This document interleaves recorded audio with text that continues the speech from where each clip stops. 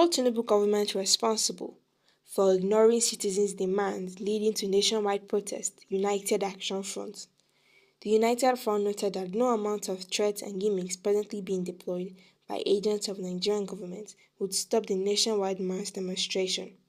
As planned protests continue to gain momentum, the United Action Front of Civil Society has warned relevant stakeholders that Nigerians should not be gagged or intimidated in carrying out their democratic rights. The United Front noted that no amount of threats and gimmicks presently being deployed by agents of the Nigerian government would stop the nationwide demonstration. According to head coordinating secretaries, the United Action Front of Civil Society, Olawale Okunyi, in a press statement released on Monday, demands by Nigerians, if addressed immediately and faithfully by the Bola Tinubu government, was the only way to avert the nationwide protest slated to commence on August 1st. The statement partly reads, key among the citizens' demands already put out by the initiators of the nationwide protest, urgent reviews. All the protest is the urgent reversal of the price fuel from 1,000 naira per litre, for which is being officially sold today by per January 2023 price 167 naira per litre. Second on this demand is that drastic reduction of government profligacy and high cost of governance in Nigeria, which are required slashing the humongous emoluments and allowance of all elected governments officially in Nigeria by 50% of that currently received from the state coffers.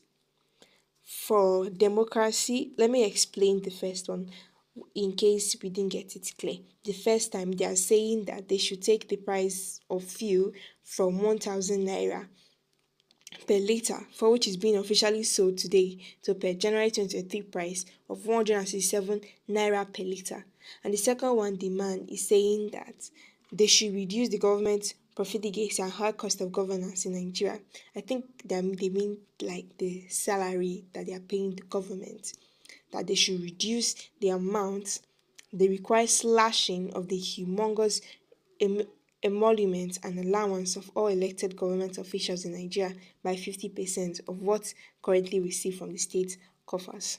Let's get into the third one. For democracy to thrive in Nigeria, elections should be to be credible and the country to be politically stable and prosperous. Citizens and peoples of Nigeria have agitated severally for government to initiate a profound process of democratic reforms of the Constitution of Nigeria to allow the diverse people of Nigeria to take ownership over their constitution, democracy, and country as it is in other advanced democracies.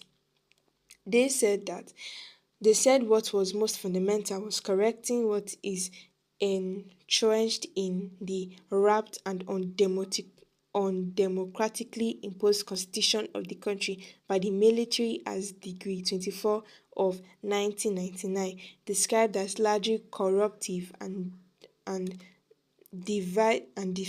divisive of the country, and sadly had no remedy except it is replaced through a democratic and legitimate process.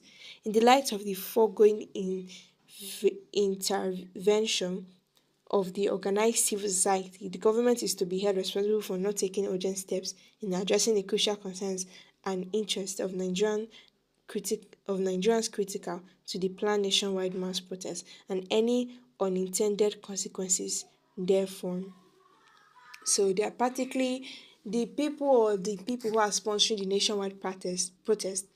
What they did is that they brought out lists of things that they needed to be changed in Nigeria in order to avoid this protest. That if the President Tinubu government are able, they should tackle these situations. Then I'm sure they say that there's no need for the protest. I think the protest is particularly revolving around all these are saying is within that end bad governance protest, because the end bad governance protest is not just saying that APC should come out or that corruption is saying other things, corruption things is listed inside. So it's particularly a statement for all the multiple problems that's going on in Nigeria, the corruption of the government and many other things. Yeah. So like I said, the first problem there they were talking about is fuel subsidy, and that they should reduce the money, and then the allowance and the huge emolument which are given to government or politicians, that they need to slash it or something. And that if they're able to tackle these problems, that they will be Nigeria would like be better, and there will really not be need for any protest. I think that is what they are trying to say. Okay, let's take reactions, just few reactions from Nigerians. Hold your governors responsible before it is too late. It is infertile to try to gaslight educated Nigerians to leave the governors to dwell in insensate luxuries and protest a presidency just completing a 12-month tectonic peregrination. Wait though, if we reason this thing, they are saying that we should give APC government more time, right? But say within that time that Tinubu became power, or I know. Shey it's the same time that they were lending, or not lending, they were giving money to politicians to furnish their house, to buy new car. It's between that time now. I'm not even sure it's even one car sef, I'm sure it's multiple cars. Is it not the same one they say they bought presidential yachts for? Problem. I mean, if they're able to provide money to tackle those unnecessary things, can't they tackle these necessary ones that's here? You remove fuel subsidy, you no get plan. Hey, APC is literally a zombie. They are walking, they are just walking, they don't get life, nothing, no idea. They are walking corpse. APC have no plan for Nigeria.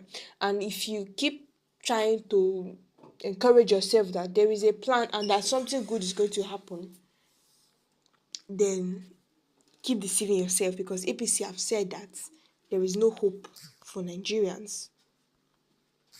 Okay, guys, I'm dropping it here. Kindly share it below in the comment section.